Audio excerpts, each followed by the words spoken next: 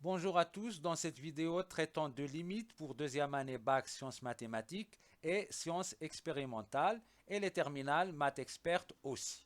Nous voyons ici le deuxième exercice où nous calculons les deux limites suivantes. Limite quand x tend vers 0 de sinus de x moins tangente de x sur x au cube et limite quand x tend vers 1 de 1 moins x au carré sur sinus de pi. Pour la première question, limite quand x tend vers 0 de sinus de x moins tangente de x sur x au cube. Nous allons utiliser les limites usuelles de fonctions trigonométriques. Limite quand x tend vers 0 de sinus de x sur x égale 1. Celle de tangente de x sur x égale à 1 également. Et celle de 1 moins cosinus de x sur x au carré est égale à 1 demi. Nous allons transformer un petit peu notre écriture en disant que pour tout x appartenant à R, moins pi sur 2 plus k pi, tel que k appartient à z, pour que la tangente existe, justement, tangente de x est égale sinus de x sur cosinus de x. Si je remplace ici tangente de x par cette valeur, j'aurai un dénominateur qui serait un petit peu désagréable. Au lieu de cela, je vais remplacer le sinus de x en disant que sinus de x est égal cosinus de x fois tangente de x. Faisons-le, donc c'est égal limite quand x tend vers 0 de tangente de x fois cosinus de x, c'est le sinus de x, moins tangente de x sur x au cube. Bien sûr, là, on va factoriser par tangente de x, on obtient limite quand x tend vers 0 de tangente de x, facteur de cosinus de x moins 1 sur x au cube. Là, j'ai tangente de x sur x, et là, j'ai 1 moins cosinus de x sur x au carré. Donc, nous allons partager l'écriture en deux, en écrivant que c'est limite quand x tend vers 0 de tangente de x sur x fois cosinus de x moins 1 sur x au carré. Pour obtenir 1 moins cosinus de x, nous allons factoriser par un moins et on obtient donc tangente de x sur x qui reste fois 1 moins cosinus de x sur x au carré. La première limite, celle de tangente de x sur x, c'est 1. Celle de 1 moins x sur x au carré, en 0 bien sûr, c'est 1 demi. Je remplace et j'obtiens donc moins 1 demi fois 1 demi, ce qui fait moins 1 demi. Pour la deuxième question, nous voulons calculer limite quand x tend vers 1 de 1 moins x au carré sur sinus pi x. En regardant une autre fois nos limites, on voit qu'on a des limites quand x tend vers 0.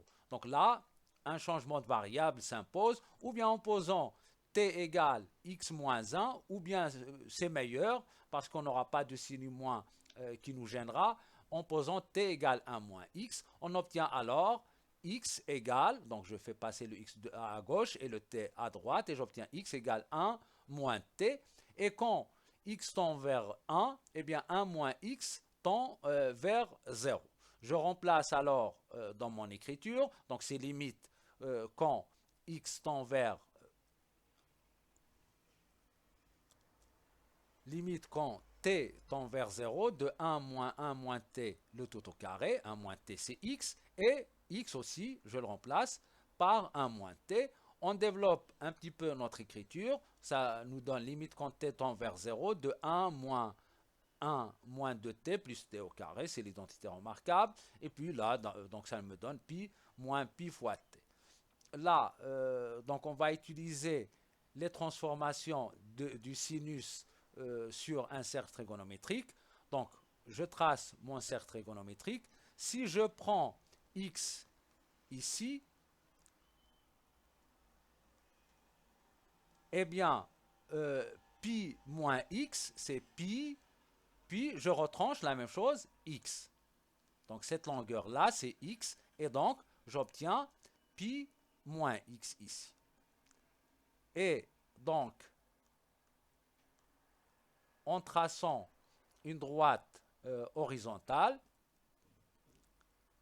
donc ici, eh bien, on remarque que les deux ont le même sinus. Donc, j'ai sinus de pi moins x est égal à sinus de x. Donc, nous allons l'appliquer sur notre formule. Donc, sinus de pi moins pi fois t n'est autre que sinus de pi fois t. Et donc, notre écriture, on va en même temps un petit peu régler les choses au numérateur. Donc, c'est 1 moins 1 plus 2t moins t au carré. Je vous laisse faire les calculs sur sinus de pi fois t. Et donc, on simplifie un petit peu les choses. On obtient limite quand t tend vers 0 de 2t moins t au carré sur sinus de pi fois t.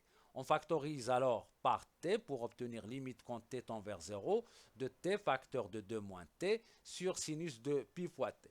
Alors, une petite gymnastique qu'il faudra s'habituer à faire, c'est de faire passer le t au dénominateur de sinus de pi fois t. Mais en regardant nos limites, il faut avoir sinus de x sur x. Là, j'ai sinus de pi fois t, donc au dénominateur, je dois avoir aussi pi fois t. Cela va nous faire gagner un petit peu de temps en ne faisant pas un autre changement de variable. Donc, je vais écrire que c'est limite quand t tend vers 0 de 2 moins t sur sinus de pi fois t sur pi fois t. Alors, j'ai un pi qui est en trop, donc je multiplie par pi. Comme ça, ça y est, les choses sont réglées. Donc, comme nous l'avons vu, sinus de pi sur t fois pi sur t tend vers 1 quand t tend vers 0, c'est-à-dire pi t tend vers 0. Et quand t tend vers 0, 2 moins 0, c'est 0. Et en fin de compte, notre limite vaut 2 sur pi. Voilà, merci pour votre attention et à une prochaine fois.